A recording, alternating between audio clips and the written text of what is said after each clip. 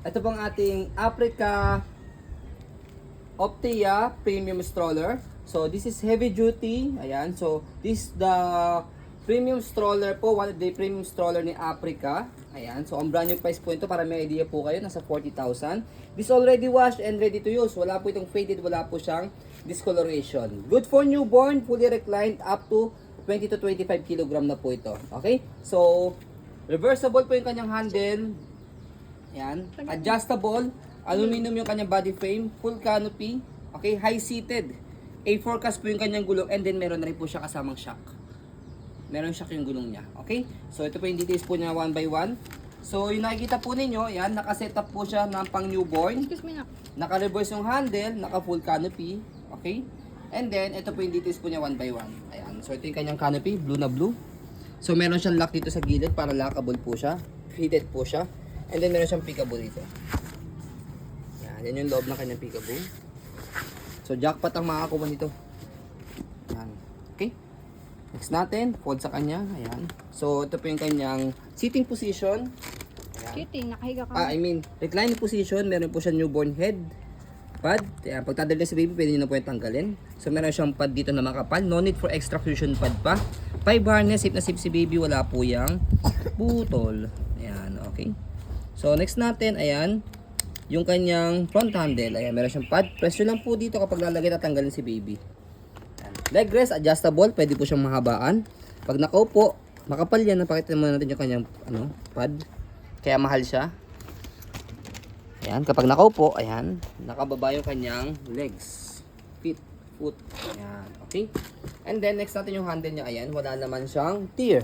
And then, with previous na pong 2 pieces bag hook. Ayan. So, meron siyang button dito para pwede siyang i-adjust. Depende po sa laki ni parents. And then, yung kanyang body frame, which is aluminum. Hindi siya kinakalawang. Ito ano lang to, tape. Dikit Yes. lang Move po. tayo sa harapan. Ayan, yung kanyang gulong na merong shock. And then, goods yung kanyang stopper. Basket niya malaki, marami kayong pwede mailagay. And then, dito siya ina-adjust. Kapag gusto niyo po siya ihiga, press niyo po ito and then pull down. Kapag gusto niyo naman po siya iupo, hatakin niyo na po itong dalawa. So, next natin, kabilang side ng body frame. Ayan. Okay. So, sa harapan naman po, yung kanyang gulong, shock, and yung stopper din, pati yung kanyang footrest. So, ayan. So, bago po natin siya i-fold, i-stroll muna natin siya na naka-reverse. Ayan. To make it sure na wala siyang problem sa kanyang mechanism. Ayan. Okay. So, next natin, A4 cast po yung gulong po niya. Ibig sabihin po nun, yung gulong sa likod niya nag-swivel. Yun yung harapan hindi. Pero pag ni-reverse natin yung handle niya, ito naman po yung mag-swivel. So, dito na siya inaangat. Tapos, shoot nyo siya rito. Ayan. So, check natin yung gulong niya. So, yung harapang gulong naman niya nag-swivel. Yung likod naman po yung hindi.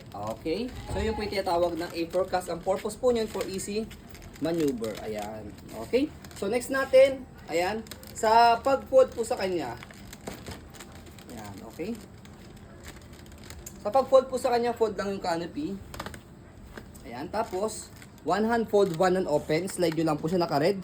Press yung ilalim, angat, tapos pull down. Sa pag-open, same lang din. Press yung ilalim, tapos bubukan nyo lang po siya. Ganun lang. Okay? Ang weight po nito, around 8 to 9 kg. Semi-lightweight po siya. Okay? Sa mga lightweight stroller kasi, 6 kg or 7 kg pababa. Sa mga semi-lightweight, 8 kg to 9. Yan, 10 kg. Sa mga heavy duty, 10 kg na po yung pataas. So, ayan po, as you can see, very details po kami sa ayan po pag-video. Kasi amin shop policy, no refund, no exchange. What you see is what you get. So, ayan po, maraming salamat. Have a nice end. God bless po.